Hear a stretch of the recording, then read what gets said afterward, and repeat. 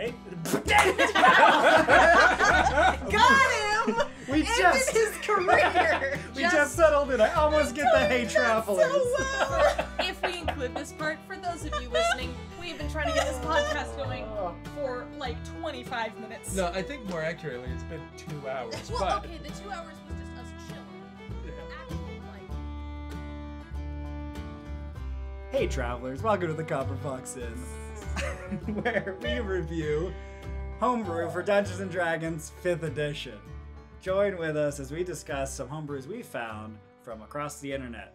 Today we've got a magic item, a player race, a subclass, and, interestingly enough, I think our first feat that we're going to be talking about.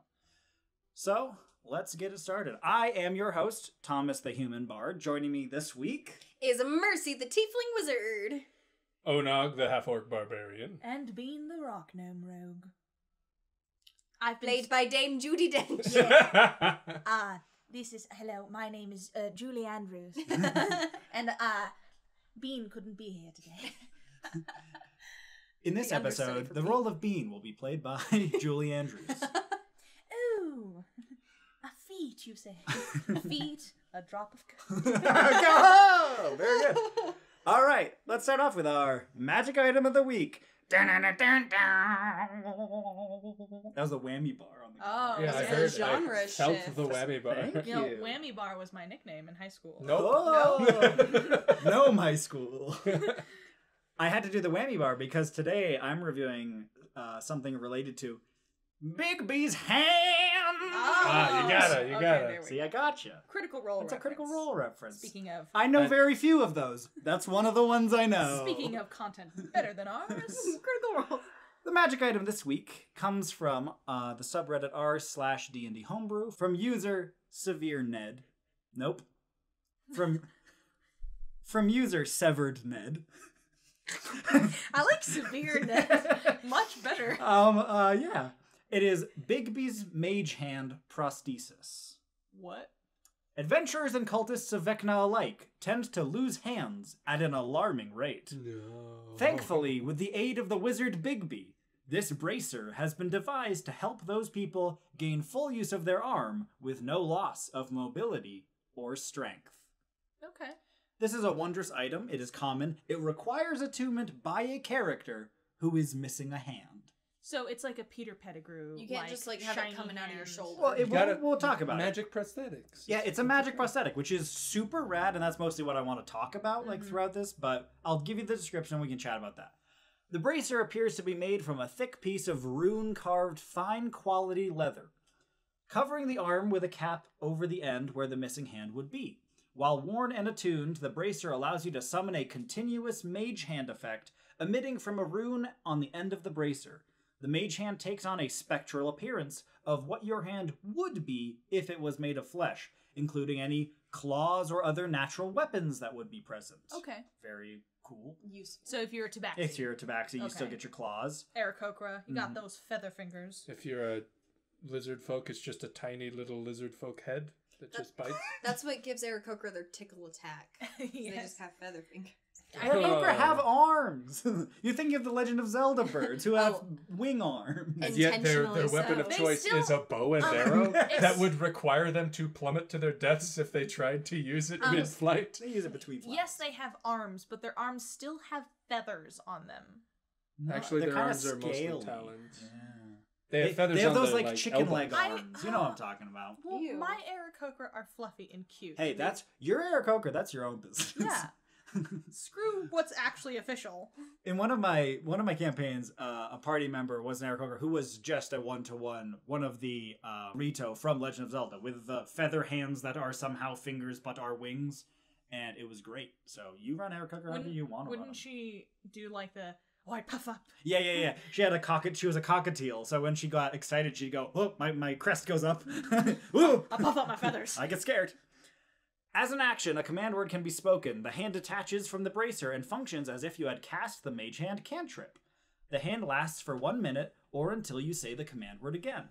The hand reappears back on the bracer if it is ever more than 30 feet away from you, or if you say the command word again.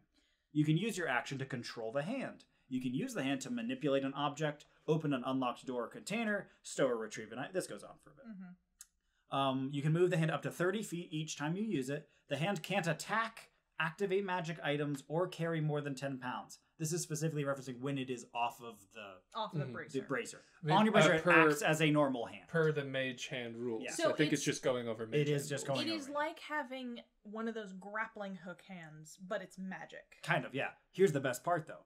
Once a day, you may speak a different command word to cause the hand to swell immensely and become a level 5 Bigby's hand for boy. 1 minute.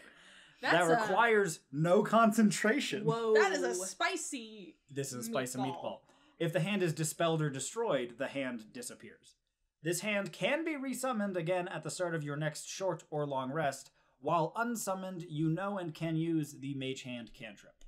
So if you do Bigby's hand and it gets destroyed, you no longer have like a fancy magic bracer hand. Yeah, the bracer just becomes a normal bracer until your next short You rest. have- When it You still essentially, use You still use Mage hand. yeah, you can still cast the Mage Hand cantrip, but you don't have a functioning regular hand anymore on that arm. Yeah, See, if it gets dispelled, I would have almost liked it if you still can't cast Mage hand, because that's so strong. it is very And strong. so to have Yeah. that thing where it's like, if you cast it, there is the risk that like, or even just when you cast it, you've used up all the thing, and so for the rest of the your short rest, you don't have or till your next or long till your rest, next like long you don't rest. have a hand. You have don't to give have up a your hand. hand You to just do that. have like a bracer stump. Yeah, and I'd be so cool with that. Yeah. for me, that's like a nice trade-off. And then you're like, well, I cast Bigby's hand, and so I'm gonna have to deal with Not having like a right not arm. having a right If arm. I'm a great weapon fighter, I kind of have painted myself into a corner here. Mhm. Like I knew the trade-off. I'd use Bigby's hand and now Mhm. only have one functioning hand. Yeah, So now I can Can't just smack two-hand people with a weapons. pommel. that Yeah. would be my I like it. edit, my Yeah. trade-off, I because like it's so powerful to just get to use Bigby's hand without concentration. Oh yeah, it's Today. very. Well, I it's mean, very- that could Yeah. just be tied into the rarity of the item. It This is. could be a It's- legendary It's a item. wondrous It is a item. wondrous It item. is. Let me check if it has a rarity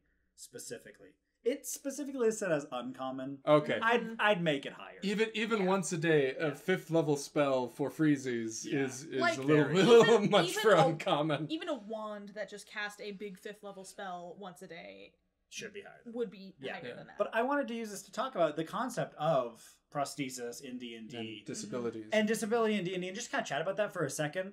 We don't have to get that's like something we can do an entire side quest on, but I think it'd be kind of cool just to bring it up a little bit. What are your guys' Yeah. thoughts on that? Well, like specifically, this brought to my mind a lot of like the different. I like collecting like D&D character art on Tumblr, kind of like how you guys collected on Pinterest and things like that. And one of the things I find probably the most of all are amputee characters, or like there's one of my favorite images. I don't know if I could find it, but it's this artist has drawn this wizard, but the other hand, like the left hand is just a blue magical mystical thing that is like the source of the spell she's casting.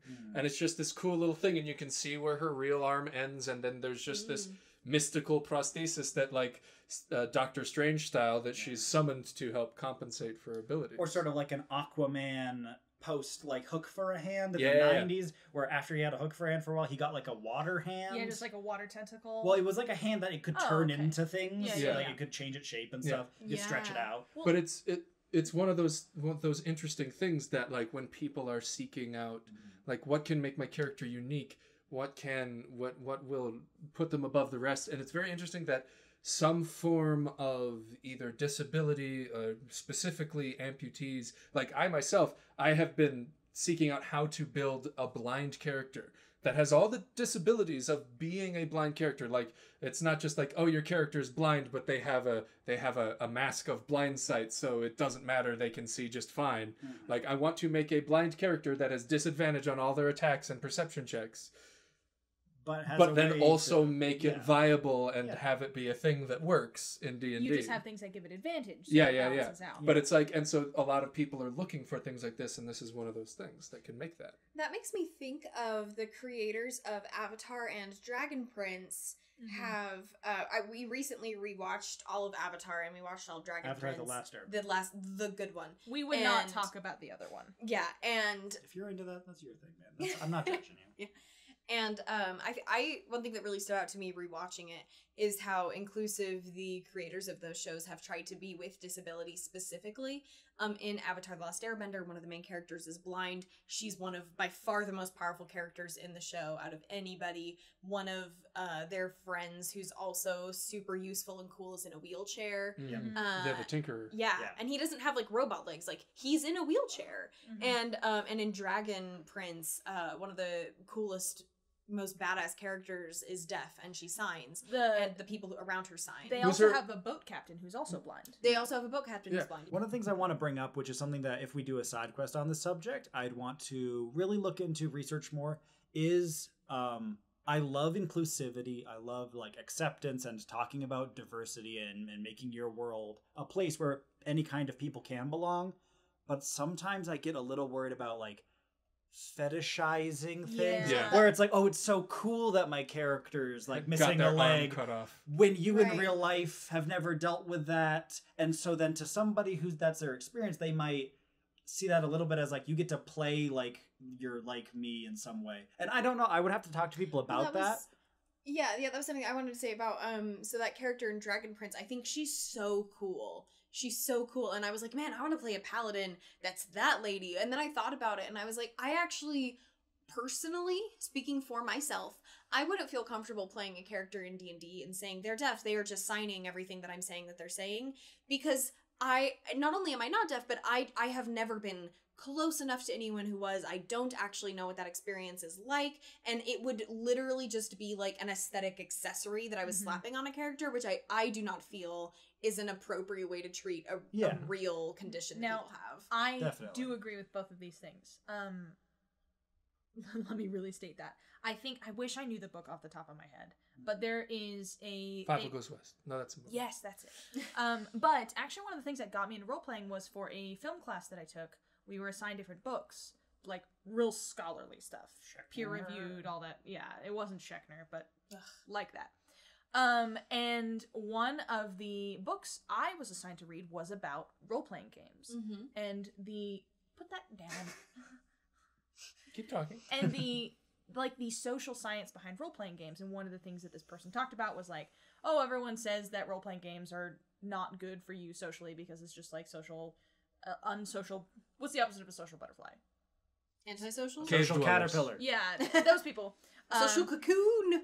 Are like getting together and just doing things that are not good for them socially. And she was like, that's the opposite, because then they get together and like role play and practice these things, and it can like help bring people out of their shell. How dare those social pariahs get together and practice being people. Anyway, have a place where they can try to have friends. But and they often get to she talks about that, like a lot of people will sort of build this version of themselves that is like their idealized version of themselves.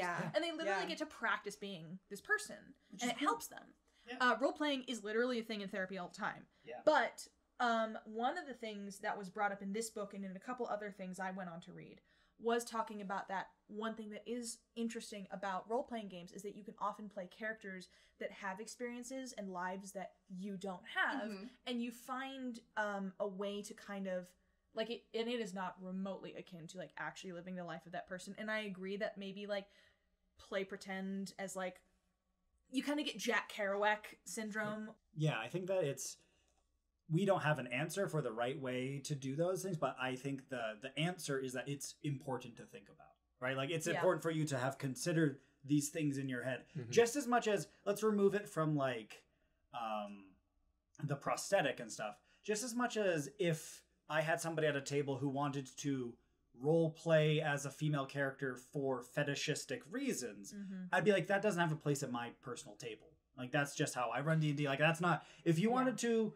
role play like your character is a woman, but that's just part of their like who they are, that it's not like the only defining trait about them. It's not something that you're fetishizing as a way to like fulfill your own fantasies.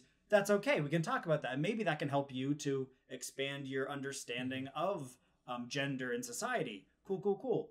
But we need to definitely talk about the intents here. And if you're like, oh dude, it'd be so cool if my character was missing an arm because I just think it's rad, it's like that's not maybe gonna belong at my table. But if we talk about that and talk about maybe this is an important aspect of your character for other more valid reasons of you exploring that concept, maybe it does have a place. But I think it's going to be different for different tables. And I think it's worth bringing up too. We've been discussing, as the four of us who are all able-bodied, we've been discussing this as like, what would we feel comfortable playing? And I think that is an important discussion to have. But I want to add, part of this discussion is that not everyone who plays D&D is fully able-bodied. Yeah. And so by saying like how incredibly frustrating it is in previous editions where it's like, oh, you want to be a woman? Well, you're just worse. Like, that's awful. Yeah. And so to say to somebody, like, you want to represent yourself, so you want to play a character who's blind because you as a player are blind, well, you just are bad at this game now. And, like, that's terrible. And so I think that it's great, and I think this is one of the reasons why I love Homebrew, because the official system cannot account for everything, because it needs to be streamlined. And that's one of the ways that I think Homebrew is so good, because it can make it a much more inclusive game. Yeah. So you can say, like, as a DM, I have a friend who is blind and who wants to play as themselves in this empowered way. And together... And together, let's come up with a system for that acknowledges the reality of your blindness, but doesn't treat it like that makes you inherently less capable. Yeah. Well, this is actually something I was thinking way at the beginning that I love about 5th edition. Because like you said, in previous editions, you're like... And you know...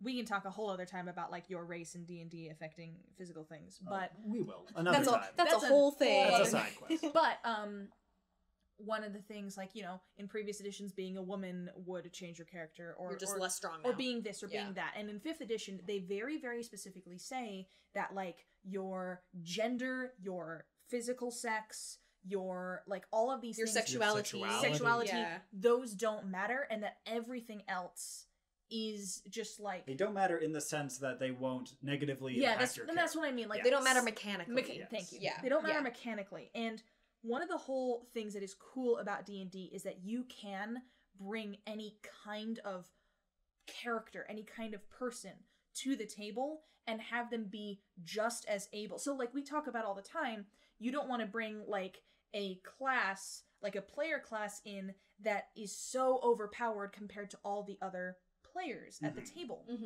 The other side is true as well. Yeah. It would you don't want to play, I don't know, a Beastmaster Ranger and just be so much worse. No! Oh man! Destroy! I thought we cut that side quest for content. We did it. We cut it for quality. For sound quality. For sound.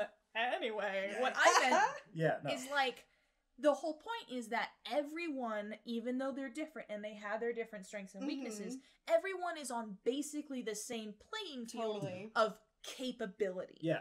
And what I do think is cool about D&D, if you do things the right way, is that you can bring all different kinds of characters and people with all different kinds of things. And you're not necessarily saying like, well, they are a paraplegic, but they have a magic spell that can just make them walk anyways. Because that just denies because it. Then they're not. Yeah, like to take away the disadvantages of being a blind person. And maybe not disadvantages, I think reality is the reality, like you can't read, you can't see someone coming down. You can hear someone, but you can't see someone walking down a hallway. Like that cheapens it. To erase that, is insulting. And what I am saying is that in D&D, there is so much out there and there's so much homebrew that you can say, I want to bring this kind of person and find the way of making them just as capable as everyone else, but without like denying the reality of who they are. Definitely. I think a really cool thing is that even if your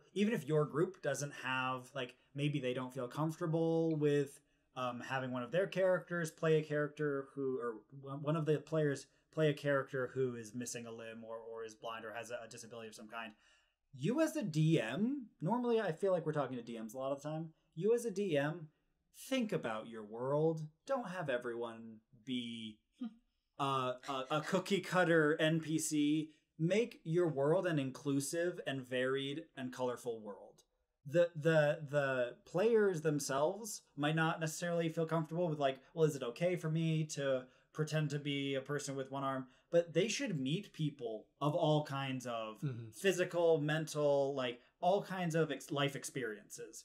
You should be thinking about if your tavern owner might have like a missing hand or something, and how that can color their experience and how your NPC or how your players interact with that NPC. What like races and like within D&D, what races the NPCs people interact with, how that might have affected their life experiences, all kinds of stuff that you can consider. Don't ever feel like as a DM you have to like purposely limit your world so as not to offend people. That's against the whole point of it. Like broaden your world out so that they meet all kinds of people. Even if like you might not be comfortable at your table with having your party explore those things personally. That is different having it be a PC or an NPC for sure. Well, and I think there's a difference too. I mean, intent has a lot to do with it and understanding, but like think about why you are doing things and your understanding and your education about it. And especially as a DM, if you are doing it for like carnival reasons versus representational. Is it a joke? Maybe don't do that. Is it a joke? Or not even a joke. Is it just you being like, look at me, I'm a DM and my guy has Down syndrome and no legs. But what I'm trying to say is like if you as a DM are like trying to show off or like, ooh, look at this like weird person, then no. But exoticizing it. Yeah. But cool. if you are just making sure that your world is full of like the reality of what a world is like. Yeah. Especially a medieval world. Especially a medieval or fantasy world. If you're gonna play like low magic or low fantasy, everyone better be barely alive, let me tell you. Everyone better be missing teeth and limbs and eyes and of all sorts of diseases. And life expectancy better be 25. The bubonic plague better be raging. That's what it is like. No, yeah, that's a great conversation, guys. I'm glad that we were able to talk about it. I think we should have a deeper discussion about this on a side quest sometime. But for time, I think we'll move on. Yeah, I do agree. Mercy was saying this earlier. I think it is also important to comment on who we are. We are all able-bodied people that live decently privileged lives. Definitely. So this is kind of just us coming from our perspective, and we cannot really like speak on the behalf of like other people that have experiences like this or lives or perspectives that we don't have, and we're just trying to offer like our best understanding that we can and do the best that we can, but we in no way are like trying to speak on the behalf of other people that have had those kinds of experiences. One of the great part about having a public platform like a podcast though is that we get to say, here's what we know about this, here are our opinions, but maybe they're wrong, and we can ask, do you have opinions on this? Are there listeners out there who are like, let's say for this specific example, missing an arm? How would you feel about a player character who did this? We want to hear from people who have those kinds of experiences. We want to open up our opinions and our biases and look at them by listening to other people. Definitely. That's like one of the best parts I've liked about this is hearing back from people about their experiences. Like my favorite thing would be is like if this podcast was a place where we could learn things. I would love for us to have a whole episode where we were like, yo, we said some stuff and then we learned some stuff. Corrections and now we're gonna say some new stuff. You know, like we said that would be really cool. We've learned it wouldn't be. And just like we've learned that would be the worst. Like, oh my gosh, like there's so much of a community out there, and like, you know, what I was trying to say is D&D is a thing that can be so inclusive if it is done correctly. Yeah. Definitely. And so please, at its best, it can be. So please, like open up to us. Feel free to like correct anything, open our eyes. Like that's what we want. Yes, YouTube comments, please do your thing. YouTube comments, you're known for being kind, accepting, thoughtful. Yeah. Actually, all of our comments for the most part have actually been really good. Yeah, we've had great listeners. All 2 of them. But if you don't want to leave it in the YouTube comments, maybe you're afraid of those or you've turned them off, which I wouldn't blame you for. You can also always talk to us on Twitter or on Instagram. Or email us. Or email us, yeah. All of those are The Copper Fox In. So if it's like Twitter, Instagram, at The Copper Fox In, or email thecopperfoxin@gmail.com. It'll be in the description. Mm-hmm. With that said, let's move on to a lighter note. A sillier note. A almost more cartoonish note, I think that would be fair to say. Mercy, the I don't Tiefling like where Wizard. This is going. So I have brought a player race. This is from, you can find it on the Reddit page for D&D Homebrew. It is by user Euniceverse. It'll be linked in the description. Nice. This is the cartoon race, Toonkind. So we had puppets last time. Uh-huh. Oh, and now we're keeping we the have Toonkind. vibe. So I need to bring like cutesy, What have I kawaii anime done? girls. Ooh, anime girls, though. What have I done? We need to make an anime race. Okay. Toonkind. So, This is a cartoon race. It's exactly what you think it is. So we're just gonna dive right in here because this what is I'm thinking pretty it interesting. is the online game Toontown. Yep, it's that. Wow. Okay. Yep. So, out of the inkwell, born on the ethereal plane, Oh. the Toon kind are a strange and powerful race known for their love of play and creativity. Okay. They may come in all different shapes and sizes. I would add color schemes to that as well. Black and white, baby. Monochromatic. Yeah, exactly. And while a large population possesses animal-like features, Toon-kind appearances can range from nearly human to living kitchen appliances. Oh. They're Well, not... Salt and What would you paprika. say about the emotional state and size of those kitchen appliances? I'd Are say they that often they're like happy and little? courageous. Oh, courageous and like, small? tiny. Oh, Yeah. okay. Yeah, sure. Yep, great. Good job, guys. Like Thank they you. have a fear of We're just trying to be. firemen dressed as How clowns. dare you bring up that I've buried deep into my psyche since childhood? Here's the That's thing. Mercy's deepest Thomas and I fear. are just always trying to be Adolrify and just like have very convoluted We references aspire to Adel's mentorship. to other Baby. Baby. Oh boy. All right. Keep going, Toon Kind. What do we got? Okay. Their nigh boundless energy inspires them to find entertainment in most any situation. If they cannot find excitement readily available, they may be compelled to make some of their own, Oh, earning boy. them a reputation as troublemakers. Thankfully, their natural charm and great agility help them wheedle their way out of whatever trouble they may take. Might they? make. I don't know why I forgot how to talk. So, yes, you had something to say? Go on. We'll talk about it can you later. like mess with a toon folk by like Erasing throwing them? ink at them or drawing on more? Of I'm them? sure the DM has complete authority to do that. No, that's a magic item that's just the giant pencil. No, it's the purple crayon. The purple crown. Because you guys read that book? That is so, like, tangential. Oh, No, boy. because he can draw anywhere with the purple crayon, and it makes the things come to life. I think I missed this one. No, I know Harold that and the one. Purple Yeah, Crayon. no, Yep. yeah. Okay. Anyway, it's so like- Toon kind traits. Frindle? What are you talking about? Right. You We two gotta focus aren't up, allowed kids. to talk. He's right. I did accidentally say the word frindle. Okay. Toon kind traits. So these are so fun. Ability scores. Toon kind have +2 to charisma, +1 to dexterity, and -1 to strength and wisdom. Oh boy. Oh, Whoa, wait. Yeah, negatives. they've got negatives. Okay. At a Two total of them. A total Two of cost them. of 0 gain. No, it's a total cost of 1 gain. They Wait, get 2 to +2 +1, charisma, 1 and to then dex. -1, Yeah. -1. Yeah. Which is not great. So yeah, definitely not. Damage. They are, but here we go. This is, I love this. They are resistant to bludgeoning damage. Checks out. Yeah, But that's they what I was are gonna ask. vulnerable to lightning and acid damage. Oh, Also Also checks checks out. out. Yeah, I'm a Guess a big Wile E. fan. This is Coyote. one of the only times where it would be appropriate for your DM to say, you see his skeleton flash in a black outline as you Yeah, hit him with your lightning bolt. Completely. Uh, Toon kind reach maturity by the age of 5, but no one has yet confirmed how old they can live to be. Oh boy. I kind of feel like they shouldn't have any sort of fixed ages because you could be an eternal baby cartoon. Yeah, like Bart. Like- Bart has been Yeah. 10 for what's like. the Yeah, what's I the just wouldn't Roger give it Rabbit that. baby who's like, hey, how's it going, Oh, toots? Oh, that's is what I it was Sweden's? picturing. No, that's no, it's- I don't that's remember his not name. it. No, but, I know. But he's got the cigar. Yeah, that's who I was thinking Yeah, of. the immortal I baby. think it's just it's got It's a fine. name. We'll move on. We're good. Although he has reached mental maturity, I think. Anyway, Yes. we're not getting into that. Or was he horror. created with mental maturity? I don't want to know.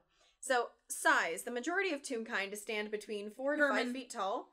Thank you, Thanks. Bean, They for st- interrupting us. Moving on with the thing I said it was okay that we didn't find out.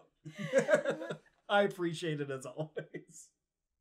The majority of Toon kind stand between 4 to 5 feet tall, though it is not unheard of for an individual to reach 6 feet. Their base speed is 30. Their languages, this is delightful. I had to look one of these up. Their languages are Common and Grolix, which I looked up. That's when it's just like @ exclamation That's the point. swearing. Asterisk. Yeah, so they could like get bonked on the head and they could be like, "Oh, you." Or it's like it's written out, but when they're speaking it sounds like. Ooh, yeah. You know, Sounds like like it just Charlie sounds Brown like adults. No, it's the Charlie Brown adults. Yeah. Or it's like a Scrambled. Banjo Kazooie, like Can we have the rest of the podcast you speak like that? Oh No, my god. I will leave. So, okay, yep, that was plenty. That was more than enough. This is the final episode where either Bean or Thomas has friends. One or the other shall die before the end. So I think I love that they like speak Grolix, that's Yep. a language. This is delightful. They have an ability, Hammer Space. Due to their less than hardy natures, Toonkind have access to a small personal pocket dimension in which they can store personal objects no more than 3 cubic feet in size. This is a fickle magic, however, and may not always grant the return of the object they desire. Players must roll a percentile die whenever pulling an object from Hammer Space, with a 10% chance that they pull out the wrong item. That's like classic cartoons, man. Repeated attempts increase to a 50% it's where they like difficulty pull an anvil out of their pocket until the original item is but found. we basically reviewed a similar magic item where it's like the bag of It was the bag useless of the bag of items. useless items, items, where it's like yeah. a chance of just whatever. Yeah. Or yeah. you Anyway. could get Mjolnir. Yeah. So, Paper Thin Disguise. As Toonkind have increased their interest in other cultures, they have adapted impressive methods of going incognito. Just a wig or a false mustache can do wonders in obscuring their outlandish appearances. Yet some go the extra mile. And they're proficient with disguise kits. I was gonna say, do some of them dress up like women and sexually harass every single person that they run into? Is that a specific reference? That would be Bunny. anything Bugs Bunny has ever every done. Bugs Bunny episode. Speaking of Bugs Bunny, Okay. All right. the next ability is called Smile, darn ya, which is a Bugs Bunny reference. Yep. Once per short rest, a Toonkind can cast Tasha's Hideous Laughter. Yeah. Which is completely fair. That Yep. works. That checks That out. checks out. That'll hold him all white. Meh. And then it goes into sub-races, Mhm. which I'm sure that these are all specific references in the names, but I don't know what they are. The Foghorn Leghorn race has No, plus to sexism. Plus to baseball. So, plus to sexism. No, it's Wow. I said Baseball. baseball. Continue. So, yeah, so you guys have to help me out if you know what these references are. Okay. So the first one is rubber hose. One word.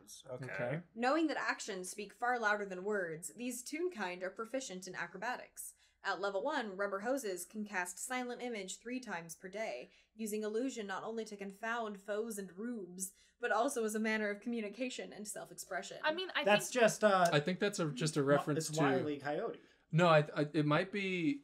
No, this It might be a like Rubber Hose is like the animation style and like OG like Steamboat Willie Mickey. Oh, Like Yeah, I where think- like they just walk around and they're just like flapping yeah. around I and thought they're, that, like though, made out of rubber. I thought the silent image though is him like painting the wall with the yes. canyon, or him holding up a sign because it's he pulls them from nowhere where it's like ouch, but he doesn't talk because it said to communicate. yeah. Yeah. I don't know, I think maybe. it's a combination. I think from this only first example, they are talking about like specific styles of cartoon. And it is like saying slippery, chubby, whatever, where it's just like the this is slippery cartoon and the chubby cartoon. So there might be like an anime Toonkind who's like a new subrace that we add. yeah. Oh boy. Yeah. Or there's a 3D tune. Yeah, there's you the know? the bad early 3D Toonkind. I don't know. 8-bit. I don't know. Let's keep going. Find Jimmy out. Neutron Toonkind. So the next one is Frankenelli. Okay. I don't know. Again, I Frank don't and know. Ellie. that name had to come from Yeah, something. it's okay. Like, I'm It's like sure it's a continue. reference. Yeah. Keep going. So with a guiding set of principles guiding how they conduct themselves around others, these empathetic Toonkind are proficient in persuasion. At level 2, the Frankenelli can use enthrall once per short rest to ensure they have an audience. I have no idea what that's. Yeah, I don't I'm know. gonna Google that word. I did and I got nothing. Okay. And the last one is, I think that's Warne, W-A-R-N-E. Oh, that's Warner Brothers. Warner, but without an R on the end. Oh. So maybe these are different. Okay, we'll look This into is, it. these clever and cunning Toonkind have a way with words and are proficient in deception. At level 3, Warners can cast Blink once per day and trust. This is like the Animaniacs. Okay. Can cast Blink once per day, trusting in fate to guide them to the best and most entertaining situation possible. So they like disappear. When they just show up in a new place. Yeah. Hey, I think Frank and Ellie might be a combination. yeah, it 'Cause sounds like it's two names like smashed together as a joke. Frankenelli, Right. But But a like joke it's that got I'm like not the smart Warners. enough to It's get. like the Warner Brothers, and then there's the Rubber Hoses, which are like was OG Old school. Disney. Like If any of you guys know, please tell us because we don't. This would have been a much better podcast if we knew. Yeah, sorry. Disappointing. Yeah, ruined it. Turn it off now. I mean, the other two we feel like we have a pretty good grasp on. Like it seems like it is just going for category of like style and Well, and Animation Who style. else Yeah. made cartoons? Well, I think that serves for Hanna-Barbera. inspiration. I feel like this is a homebrew that is like asking you to additionally homebrew on top of it. So this is a super fun foundation. Oh, Yeah. But I think this is Pick asking your you favorite animation style. Yeah, by giving you those examples of sub races. I think if you say I want to play a Jessica Rabbit type cartoon, you could then look at these for inspiration and go, okay, well, I'll instead be able to cast this once per day and have this as my bonus. Right. So you can do some mix and matching. How do you, I mean, it's great and I love it. How do you as a DM, unless your whole party's doing this, be How like, do you one of you's rectify? 2D?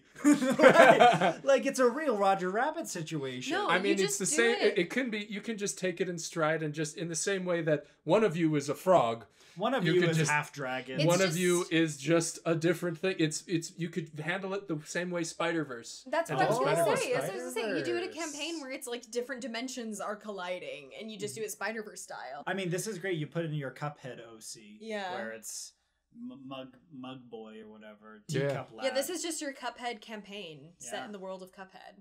Yeah. Which, why haven't we done that yet? That's a great Who place. That's wants to because DM we've it? all just lost Because died we are in immediately. the middle. Yeah, it's very difficult. We are in the middle of 8 different campaigns. Yeah. Yeah, I'm in the middle of 8 different Skyrim playthroughs. This is how I roll. We start, we do not complete. We completed our first real, like, big, but besides our OG one, which Like we our group. continued on, Mhm. I was DMing a campaign, which Yeah. is done. Just, it's We done actually now. finished You made it. a story arc. It There was a ended. beginning, a middle, and an end. And, you know, it felt good to end it. It felt Yeah. good to have that closure on it. It did. Our party progressed from evil to still evil, but thought that they were less evil, but weren't, for sure. Nice. Still evil, but literally within the last 5 seconds went, I guess we can help you. And then the guy went, oh, my stipulation is you're less evil. And they went, okay. And then they rode off into the And then sunset. we were like, we're heroes! We're heroes now. Like, we that's did not how that it. works. Well, That's still a crime. it's sort of the As we ride SpongeBob. away from the town that's like is burning to the Yeah. ground. Isn't that the SpongeBob? We've saved Bikini Bottom, and it's like on fire. That's like that It's just party the ending to to a Guardians T. of the Galaxy 1. But what if I want it really bad? That's still stealing and a crime. Dang it. Great. Thank you, Mercy, for bringing Toonkind to us. Yeah, they're a blast. They sound like a little bit of bear. Yeah, I have this to say to you. Yep. I didn't have a stutter. I was just speaking in. Yep.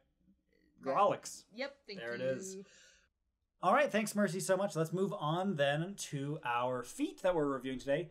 Bean, you've brought that. Yeah. So these are platypus feet, and actually, if you separate the toes, No. you can see they have little like talons. We've talked about this, Bean. It's a podcast. You can't bring visual demonstrations. But what about this You also can't keep. platypus I have? You can't keep bringing body parts and dead animals into the tavern. They're gonna kick us out. This one's I alive. know this one. Oh, Nog, stop quacking. Oh, Nog, do you You're have the upsetting call? platypus. There was the platypus. We almost got there. We almost let him get away with it. What have you brought, Bean? Okay.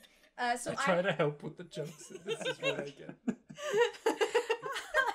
it was even funnier. I'm sure it was. For you. Yep. That's he's never gonna go along with the What jokes have you then. brought for us, Bean?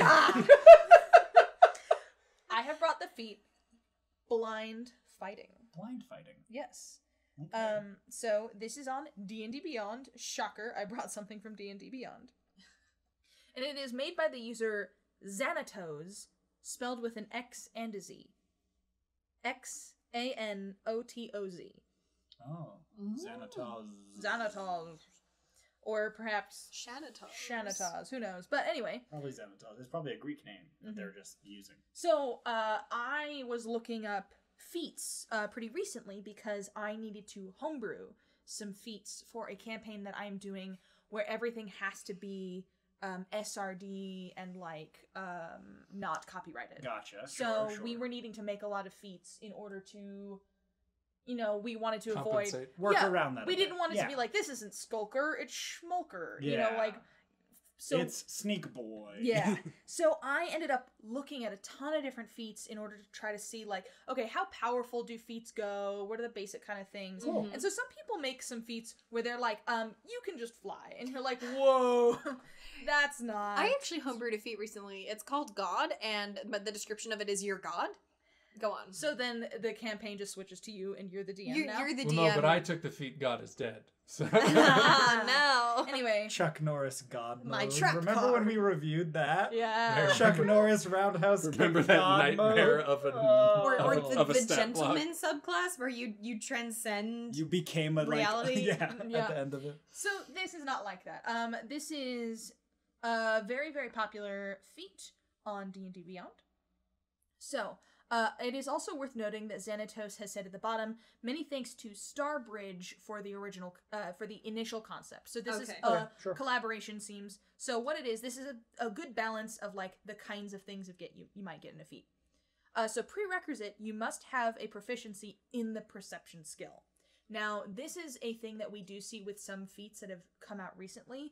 There are some feats that, like, you need to be a certain race to have them. Racial There are feats. stipulations. Yeah, sure. Some of them even are like, you would need to have this amount of strength. Or you need to be able to cast a spell. Yeah. things Which, like that. wasn't it 3.5 that was like feats on feats on feats on feats? Yeah, Where it's it was like, in order to have this feat, you have to have these 2 other feats. Because Yep. they're all, it was like a skill tree. I remember essentially. trying to make a barbarian in that, and Yeah. it was not a fun time. Yeah, and so this, that's not unheard of to have that. So, blind fighting.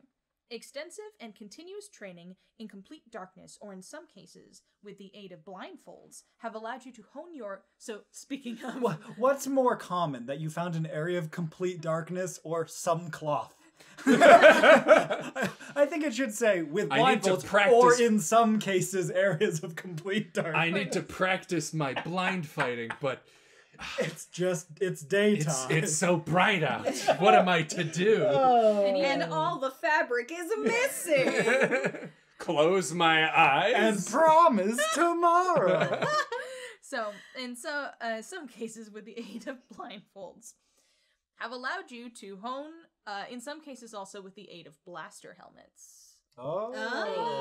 Allowed you to hone your remaining senses to a razor's edge. This specialized combat training has granted you the ability to perceive your surroundings in ways others couldn't begin to imagine. You develop blind sight up to a range of 20 feet. So this is, Daredevil. Is Yeah. it, or TOF or something, Yeah, where I it's mean, like that you're classic- developing a skill that is you're purposefully. It's not like you were born with it. You are. It's You have Maybelline. honed it. It's almost more of like the classic like super kung fu. I got there. Super kung fu moment where it's like I've trained this punch so many times, like I can catch this out of the air with my eyes closed. And it does specifically say this isn't something that is like granted to you through magical means. Like you have trained to be able to like sense the world around you. And I will say, I think something I appreciate, feeding off of our earlier conversation that I appreciate about this and about Toph and about Daredevil is that there are other examples where they just go, because he's blind. And that's not how blindness works. Whereas in all of these, it's like, no, it's because of magic. Yeah. It's because of superpowers or bending or And like so- training your whole Yeah, life, which so- I appreciate. To piggyback off of what we were doing earlier, all other conversations in mind, like maybe if you were wanting to play a character that was blind, this might be a cool feat for you to consider. Look at. Look at. Because blind sight is interesting. Because blind sight has a bunch of downsides to it, which a lot of times people just say like, "Oh, I want to play Daredevil, so I want to be a blind monk and I'll have blind sight." So it just like it just never comes up. They just say I can see even though I can't. But blind sight is very different from seeing. Yeah. In D&D, it ends at the radius. It would be like if somehow instead of being able to see across the road, your vision just stopped at 30 feet. It's like if you've ever been And then out it was nothing. super late at night in the woods and you have a lantern and it like really does only illuminate It stops. so far. Or if you were in like a hyper dense fog and you literally like you might not know Like, there's a whole mountain. Your there. headlights in the fog, dude. Yeah. Like you can only see so far. Blind sight's weird. Yeah. And I mean, there's also debates as to like whether in blind sight you can like tell if someone's lying because you can't like see their emotions on their face. And this like, isn't like you don't. Blind sight isn't granting you the ability to hear heartbeats from across the room. That's like, a Daredevil That thing. is Daredevil and Toph. Whereas like this is just sort of like you get a basic echolocation style idea of where things are. And so like if Can we have a feat that's just the Toph from the Ember Island Players episode? Sorry. Go on. Tufts in the I see with my hands. No, it's No, like I I release a literally- sonic, scream. like I Literally release a just the sonic voice? scream. Okay, yeah. Anyway, but if I were the DM, I would argue that through blind sight you couldn't do things like insight check someone, or maybe you could, but you would have. Well, you can hear the tone in Like- someone's Yeah, voice. but Yeah. that would be if you were listening. If Yeah. you were like, I want to tell Reading lips. based like reading his lips, or like, you can't. Does Well, he you look can't see his fidgety? lips. Yeah, that's what I'm saying. Yeah, Well, that's what I'm exactly. saying. Like, Yeah. because some people are like, I see a guy way across the bar. Does he seem evil? And you make an insight check. If you can't hear him, Does he smell does evil? he smell evil? That's yeah, the he's wearing axe. Ooh. Oh, Ooh, wow, he good burn, Bean. killed that No guy. one's ever thought axe was for douchebags before. I felt like I needed to make a joke, Hot and that was the take. obvious one. Like Onog had brought up earlier, though, an important thing is that blindsight, you can't read. Yeah. You can't see words. No. It's just a page. It's Yeah. just a You shape. get the idea of an object, but because words don't have depth, Yeah. Toph and Daredevil both can't read either. technically they do. have Actually, depth, in but it's canon, microscopic. Daredevil can technically read, and it's the dumbest thing in the world. Yeah. He can just sense the differences in the texture of the colors, and it's just like, then why is he blind? What What's is the point of this? Yeah. But I will say, like, it's almost like the world is just made out of, like, not even Play-Doh. Like, It's just solid objects. Solid Yeah, objects. just outlines It's made out of objects. those, like, little pins and needles thing that you, like, stick your hand in. It's Oh. like those you little don't- like sonar blasts and like sci-fi shows and stuff like that. And I'm saying, like, you probably wouldn't even really get a good view of someone's face. You would just get a, like, a very basic, like, 3D animated It's person. important. It's important to note too. You can still like stealth through someone's blind sight Yeah. realm, Yeah. kind of a thing. Definitely. It's I'm just picturing it being where, like, you just turned all the settings in Skyrim down to 0, so all the textures are gone. Yeah. So there's just sort of the mannequin outline of Yeah. people.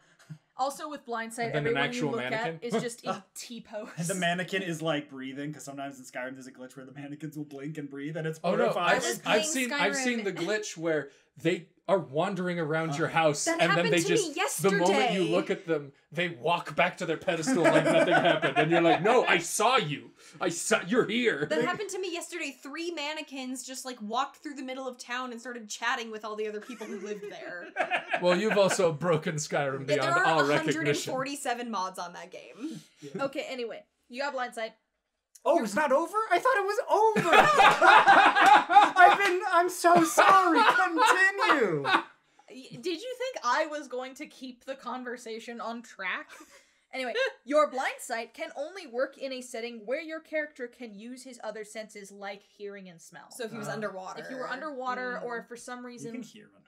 It's just weird. I would But it would argue be you could deafened, use though, your blind yeah. sight. You can It smell wouldn't water. be as good. Yeah. But if for some reason you were truly bound in a way where like your hearing was blocked, so it's basically you are so good at hearing and smelling that you essentially have blind sight is like what they're going for It's like, here. yeah, it's saying your other senses have God. compensated. Are so good. Gotcha. I have And then- tremor sense. So, and then the final thing is you Whoa. gain advantage on perception checks relying on hearing and scent. So it's just basically the classic, like, because you've trained in a way that your other senses are so heightened that it is as if you can sort of see the world around you Got it. just based on those things. I want to play a character who's got like a low intelligence modifier, and they're like, "Oh, like I have a different sense," and I was like, "Yeah, I have flame sense. I can tell how hot things are by touching them." And I was like, really? He's like, "Yeah, I've It's a trained gift. my whole life." It's a gift I've had since I was a child. His hands are just covered in Yes, burns. so burned. But also like missing a finger that's from like frostbite because he's like touched like dry ice before. It's very cold. It's just the kid that took the exact wrong lesson from his mom saying, "Don't touch the stove, it's hot." I'll prove it. He's like, I have also noticed my skills improved over time, but then the more I've been practicing, the worse they've been because his hands I have are no just nerve numb. function They're anymore. just dead. no.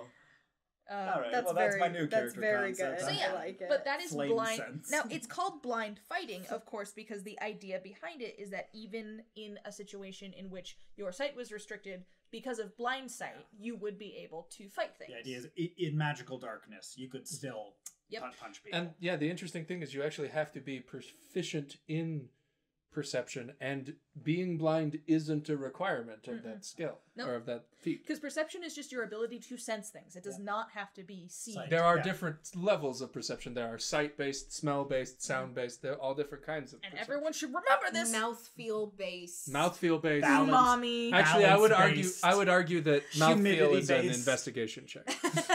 Humidity-based perception checks. Yeah, no. Temperature based. That sense where you can tell. Flame sense. We just talked about sense. that. Yeah. Flame sense. That thing where you can tell if when you just walk into a room that like someone just farted. Fart sense, yes. And also just like awkward sense. You're like, this is a tense situation. That's an insight check. Come on. Unless you're bad at insight and you're like, Or I I would can argue, literally smell the pheromones If you put it in your the mouth, air. an investigation check. Or you can see auras. Guys, That's the only difference between perception and investigation. If you You put have it to in your put it mouth. in your mouth. If you could put it in your mouth, then it's perception. If the thing you're doing you couldn't put it in your mouth, that's investigation. You're thinking about See, it. I was gonna say, I'm gonna make a character that has like a heightened sense of feel in their mouth. I'm playing a toddler. And they just are like, I want to put it in my mouth. And if they do, they have advantage on their like Okay. They can investigation check. identify by putting it in their mouth. Yeah. And they're just like dude, everything and There's they're a just dagger like, of poison. You- Get that out of your mouth! Probably shouldn't have licked that. I probably shouldn't have licked it. I'm just playing someone that like they have some real serious Freudian issues and never got past their like oral phase. Oh no. So yeah, that's blind fighting. That's cool. I dig it. Like Yeah. I appreciate feats that I like what you had said, it implies the training that Yeah. goes into it. There's Because a a lot of feats are just like, I don't know, somehow I know this. Yeah, there's a story behind it. Yeah, And like yeah. I like feats where it kind of has a lot of stuff that goes into it. There are more feats on here that I might want to bring in the future that are like a little bit more in depth, and the like storytelling aspects of them are more, but the like actual mechanical parts aren't as much. Sure. Because again, feats shouldn't be that crazy. No, it Feats should be are- a sentence. It should be Feats are similar to backgrounds Yeah. in that way, where it's like it just kind of adds a thing. You become the punch man. Yeah. The end. the end. Great. Let's move on then to our final item. The L was the thing you wanted to elongate. What am I going to do? Final item. You don't do that. You don't extend the A. That Let's is get worse. ready to ramble. Okay, well that's Let's because get ready to rumble. you don't change it to an ah, you change it to an oh. No, I know. No, All it's right. worse. Speaking of Oh no, what have you brought? making sounds with our mouths, Okay. I bring to you a bardic college, Oh, a fair enough, subclass. fair Can I enough. make a sound with something Not else? all bards She have to said, make. placing her hand in her armpit. Not all bards have to make sounds with their mouths. He said, being a bard. Yes, but this one sort of does. That's not going to sound good on these mics at all. No, it's That's my not worth hands this joke. farting. All right, so I bring to you the College of Nevermore. This was brought to us, actually sent to us specifically by Trash Man Teen. Yes, who's Yeah. Time Lord Sorcerer we reviewed on a previous episode of the show. I don't know why I paused there. Previous Yes, thank you for sending this in. hour. Yeah. Trash Mantine. Let's talk about it. But yes, and the window opens, quoth the raven, nevermore. But what if there is more? You'll notice that's a haiku. Yes, I accepted this. Nice. Thank you. Thank you. Thank you. All right.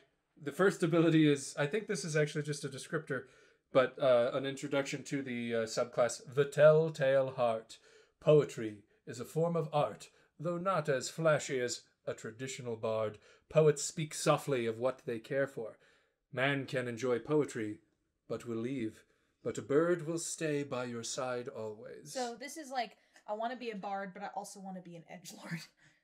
Yeah. Yeah, no, exactly that. That's correct. Yeah, so the first ability, you begin at level 3 when you take this as a subclass. The Purloined Letter. The what? The Purloined Letter. Okay. That's a word. Means to purloin means to Just take. to take or steal. To steal. Oh, To that was purloin. not I what thought it purloined meant. that. It's a name of an Edgar Allan Poe thing. Come pull it together, Bean. This is clearly a thing that it's done. I said Jack Kerouac. That was my one point of like Of, like, sounding literary- smart. literary knowledge for the Literary- episode. That's, you know, That's the I one. said Bugs Bunny. That was my. I like to picture that Bean has on an index card just the name Jack Kerouac, and like Bean as a character is like whenever she needs to sound like she knows what she. Yeah, I've read a lot of Jack Kerouac, and I was like, oh yes, most respectable. Jack Kerouac. Jack Kerouac. All right, to the ability then. Speaking of writing and reading and lettering, You gain proficiency at 3rd level in calligrapher's supplies. Nice. If you are already proficient, then you gain proficiency in one other artisan tool of your choice. Noise. Might I suggest winemaking or masonry? Now, Or a job, like a skill that you could use to get a real job. Oh, woof. Yeah, like running a podcast. yeah, you remember the classic. You remember the classic Edgar Allan Poe short story where he talks about a gets a guy real job. going to college and getting a real job Yeah. and not murdering and bricking up his Actually, friend? that one was written by a Jewish grandma. What are you doing? Guys, Sorry. How much we gotta get our That's the Edgar final Allan Poe stress. knowledge together? we gotta get our Edgar Allan Poe. Okay, so you get a thing with a tool. It's cool. It's most likely calligraphers, but if you're already that, you can do Yeah, if something you else. accidentally else. already picked that, oops, Yeah. you can In addition, as a bonus action, you can expend a use of Bardic Inspiration, rolling a Bardic Inspirational die, granting both you and a creature of your choice within 60 feet temporary hit points. Oh, okay. I assume equivalent to the number rolled on the die. I like it. So that's not bad. That's no, it not doesn't bad. Give say, you a little. so you get to just pick whatever number you want. Yeah, you grant them temporary hit points. You just roll a dice and you go, I don't number. know, 12. I saw a great tweet that said the elemental. What's the feat about elemental mastery? Elemental adept. Elemental adept says you can treat ones on dice as twos. So is a 10 a 20? Got him. No. Technically, No, semantically, 12s or 22s. 12s are technically, semantically, yes. Intentionally, no, definitely. I think it's also Do also not. does specifically say on damage dice. Well, yeah. But If like, you were rolling a d10 for your damage from something. fair enough. Ah, Cast an avalanche. yeah. Jeez, that's Firebolt potentially rolls d10s. yeah. Firebolt does roll d10. Boom! Got Ah. it! Sniped it, Bean. I'll fight you. All right. How can you fight me? If you're already dead If I'm inside. already dead inside. Yeah, I got it. Yeah. Next ability. So that while that doesn't quite seem necessarily as strong as like cutting words Yeah. for the lore bards, where you can make sure an attack hits or misses, kind of a thing. That is still something that it's nice that it benefits both you and someone else. And it's an early tell, hopefully, for this is going to be a more support focused class. No, is it not? A little bit. Okay. Because your early abilities are normally supposed to be where you like give the tell of this is the idea. This is like what This is is supposed what to we're be. doing. There is some consistency to that, but Okay, fair it enough. does start switching over into just raw damage kind of a thing. So beginning at 3rd level again, this ability is called Quoth the Raven. Beginning at 3rd level, you gain an animal companion of above average skill. You learn the Speak with Animals and Find Familiar spells, but can only summon a raven, owl, or hawk. When cast this way, your familiar learns one cantrip from any class and uses your spellcasting ability and save DC. I wish it said just like small bird, because then you can make it like a cockatoo. Yeah, but it has to have stats. It, Those but are the three it also that have has to be stat a blocks. spooky bird. Oh, Cockatoos okay. aren't spooky. Oh, right. You also Okay, do first have of all, to be cockatoos edgy. are hella spooky. But Only also, if they are chanting about your sins in the night. it has to be Like my bird did, and that's why we put him in the garage. I get it. It's got to be like an edgelord Yeah. sad Yeah. bird. Yeah. Okay. Sad birds. So, but yeah. And then at 6th level, your familiar learns an additional cantrip. And again, at 14th level. Oh. Now, this The is bird knows the cantrip. the Beast bird You knows don't the know cantrip. Beastmaster Bard. Beastmaster Bard a little bit, but familiars act on their own initiative, so you don't Yeah. have to expend your actions to tell it to do stuff. I find this very interesting. It is definitely an improvement of a normal familiar. However, it's actually not necessarily that much of an improvement because you can already cast spells through your familiar. Sure, it takes your action to do so, but it's just kind of interesting thing because you can already sort of cast through your familiar, so then giving them extra cantrips and also do these cantrips scale with your level, even though the familiar knows them. The familiar doesn't have levels, so will the damage ever increase? Interesting. Like, Well, what does if they're that not mean? if they can't be damaging, then it won't matter. Yeah, they can't be damaging, but that's not stipulated here, kind of a thing. Well, they can't use them if they're damaging. Fair enough. Unless No, they can't attack. They can cast spells that require saving throws. they could That's cast not an a attack but spell. yeah, So they could cast like they Sacred can't Flame. take the attack action, but they can take the cast spell action. Yeah. Is to cast a spell for which you have to make a spell attack roll an attack action? Nope. It is No. not. It's just an area effect. Yeah. No, So they no. can- An attack roll spell still Like- isn't the attack Like action. Firebolt is an Yeah. attack roll spell. Okay. Because if you're a fighter, you can't use extra attack to cast Firebolt twice. Interesting. Not how it works. You have to take the attack action, which is like with a melee or ranged weapon. Okay. Yeah. Okay. So there's some ways to get around that. So yeah, and so this seems to be doing that Never to mind. just kind of give you not quite as strong as Pact of the Chain, but like still something neat. But also you could sort of do this a little bit. Anyways, it's I can see where it's going, and it's a cool idea. I like Cool it. workaround. Yeah. What's the next one?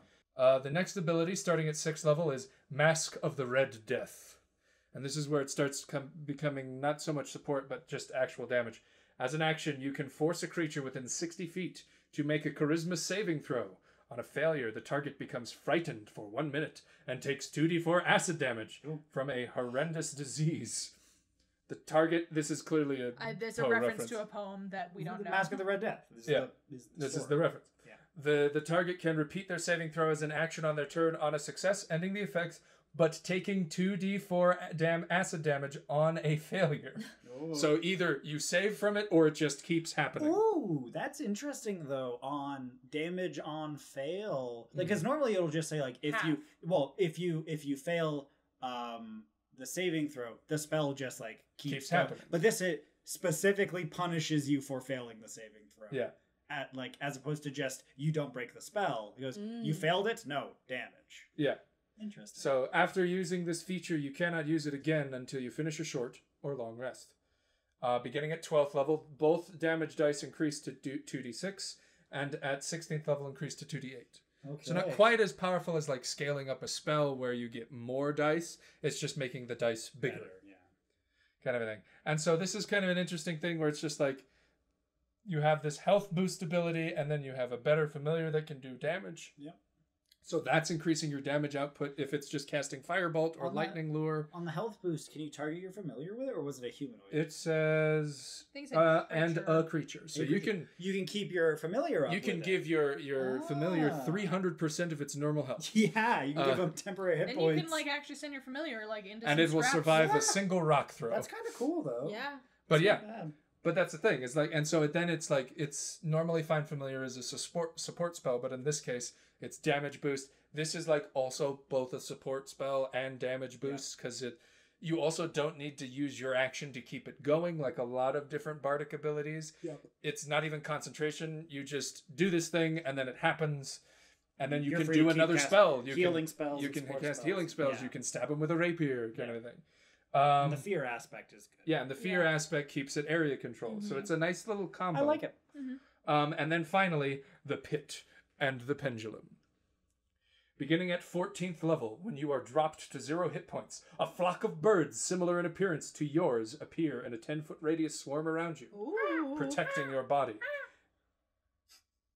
That was Bean, you should stop making those noises so that we can pay attention to these birds. All right. This area is difficult terrain for creatures hostile to you and is lightly obscured.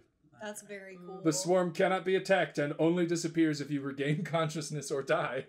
On your initiative count, you can move up to half your movement speed if you are down. Because they pick you up? Because the birds just move you. That's amazing. In addition, your movement speed increases by 10 feet. Ooh, that's actually so useful. That's like a Batman kind of thing. That's cool. It is the edgelordiest thing I've ever. It's like the ravens swarm around me. Also, all of these beautiful. All of these other abilities have had like something to do with like the reference. I have no idea what that has to do with Pit and the Pendulum. That doesn't happen in it. Here's the thing though, like we're joking about it being an edgelord thing. This is obviously like what this is going for. You're exactly. trying to be That's the point. Edgar Allan Poe as possible, and so it is nailing those aspects of it. I just Edgar Allan Poe. I had to do it. I'm going to ignore that, but I just can't get over the image of just 30 black crows just picking you up in their beaks, like just the edge of your clothes, and just shifting you 15 feet one direction. So it's not majestic. You just like scoot. You just. I'm kind of. Oh man. I'm picturing a little bit the scene in the like third Pirates of the Caribbean movie where Jack Sparrow's on like the crabs, and the crabs are all walking, and he's unconscious as they're like dragging. Yeah, it's basically just that. They're just move him. No, you're just goth Snow White. Oh no! Yes. Or Sleeping Beauty, where the birds are like she's dancing with the birds and they're in the clothes pretending to be the guy. But it's just moving the guy. But it's just a human puppet. They're just weekend at Bernieing you.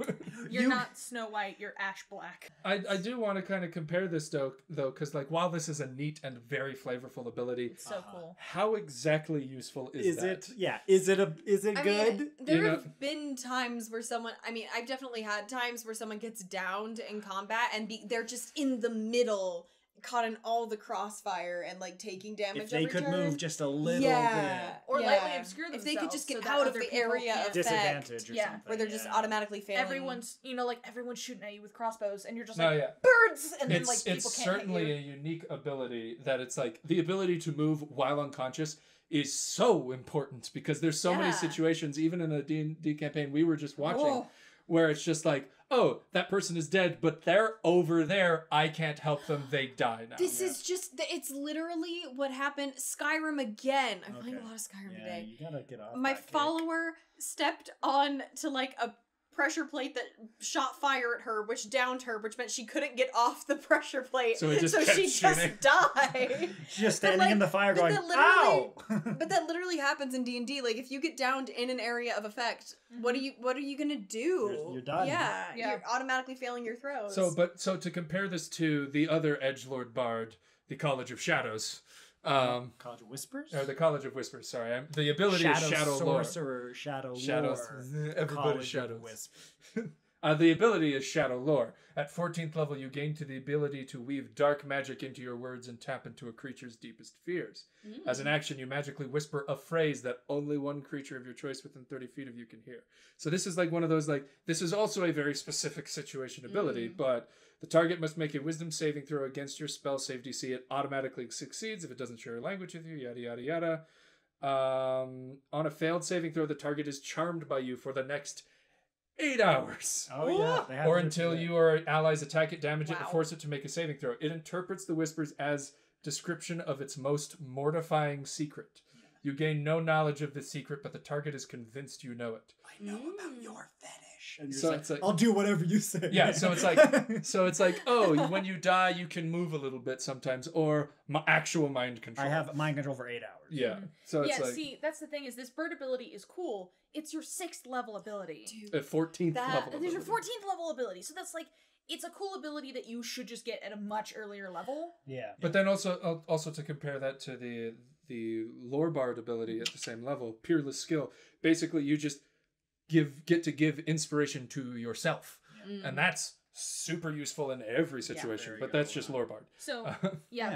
but, those last two abilities are not from the Yeah. Nevermore thing. And so what we're saying is, like, it's a cool ability, but for the level that it's at, It it's probably not Needs maybe a little more kick. enough. And it could just be that you get these birds earlier on, and then at level 14, these birds Maybe- they can lift you into the air, and you kind of get like a fly speed because you're carried by the birds. It might be cool to swap That'd this be with. terrifying to see. Ugh. An Yeah. unconscious man just being carried by Well, ravens. no, but you can do it too. Like you can Yeah. summon them Consciously. and like fly That would with be your cool. birds. I think if you maybe as like a suggestion, swapping this with the Master of Red Death ability and then adjusting them to reflect that. the Red Death ability also does scale with your level, which is cool, I suppose. Yeah. But if it was just a more powerful version and your kind of culmination spell was you like make everyone around you sick, like Yeah. that's kind of and like they're all terrified of you because you of could how just- edgy you are. it's like, And they're- your poetry. and they're physically sick because of your poetry. you But can just up the ante on Yeah. like how heavy hitting that is. you crank that Mask of Red Death ability up a bit, put it at the end, and then the bird ability, the Pit and Pendulum, Put it at the you beginning, keep yeah. that a little earlier so that it's more of a utility early on ability. And then I Instead of the think that capstone. it's a- That's when you need it more is earlier Yeah. too. it's a utility ability that you have early on, and then I would add some abilities to it that level up with you. So like the birds then like get other skills They and other become things you as become you level up. heavily obscure. Yeah, heavily obscured. Your You gain AC full cover. your behind the AC birds. goes up when the You birds can't are see around you. past the birds. The birds it's- blind you. The birds count, But you have basically blind fighting. It's Oh! like as if you are wearing heavy armor while the birds are like present. Ooh, around that'd you. be You cool. have Just bird your AC armor. is just 18. Yeah, your AC is just Yeah. because But these it's just- birds. Because it just keeps hitting the birds. Oh, that's Yeah, they're just like in front of you, like grabbing each other to form armor around your body, but they're like taking the hits for you, and you look down and they just like look up at you, like and, tears rolling and like down. mentally you know they're like, I'm sorry master, I couldn't serve you longer, and they fall to the ground. That's so I just sad. meant that they're like magic birds and they can block stuff. No. But yeah, that's cool. It's an too. edgelord class. It has to be constantly melodramatic. Not only does your girlfriend die, but the birds also die. And the birds were your girlfriend also. That's more of a Nikola Tesla thing. Well, it's like... Yes, my girlfriend, who is a super pigeon who shoots lasers from her eyes. Good nerd jokes. All right, let's wrap the podcast up there. Wow. Thank you all for listening. We appreciate everything that you do. We appreciate the homebrews that we've been sent, and we appreciate the creators who worked hard on the ones we reviewed today. We always review things that we love, so please take into consideration that if we brought it up on the show, it's because we really liked it. We like the concept, we like the flavor, we like something about it. We never want to come off negatively about anything that we talk about on this show. Nah. In that case, it's not really a review, more of just a praise show. So it's a homebrew praise show. It's homebrew review, 10 out of 10 across the board. Well, it's it's a praise show, but often it's because we like these things so much that we will bring up our like concerns about them, and it's like, this is a cool thing, and That's I want true. it to be like a little bit more viable so that I can like bring it to my campaign. Yeah, definitely. If you have a homebrew that you want to send us, or if you just want to send us like, I don't know, D&D memes or something. Or a haiku. Yeah. You can send it to us on Twitter or Instagram at thecopperfoxinn, or to our email, thecopperfoxinn@gmail.com. If you enjoyed the video, you hit that like button and subscribe. We bring out new D&D content every Thursday. Last Thursday, we tried something new with some video content that Mercy actually made. Yep. Yeah. Now And you know there's- what one of us looks like. Oh. There's going to be more where that came from. We're all working on some projects that hopefully we'll bring to you soon in the future, in addition to this podcast. Oh no, I had an epiphany that if you send us a feat, it has to be in the form of a haiku. If you send us a feed, it has to be in the form of haiku. That's try your best. Try your best. And then put an explanation underneath. Gain 1 to wisdom. If prone, find lots of cool stuff. Like. And then your final ability. Oh no, there's three separate abilities. Well, no, because it's each line is ability. Okay. So gain 1 to wisdom. Okay. If prone, find cool stuff. If prone, find lots of cool stuff. Mm-hmm. You are never ugly ever. A haiku, a feat in the I form of a realized I said haiku. Ugly. Yeah, ever. You are never You ugly. are never. Ugh. Ugh. You are never ugh. You ain't ugly. Nope, bro. At the Copper Fox, and we want you to know you are never ugh. And we want you all to have a great day, and wherever you are, keep on adventuring. We'll see you next time. You are never ugh.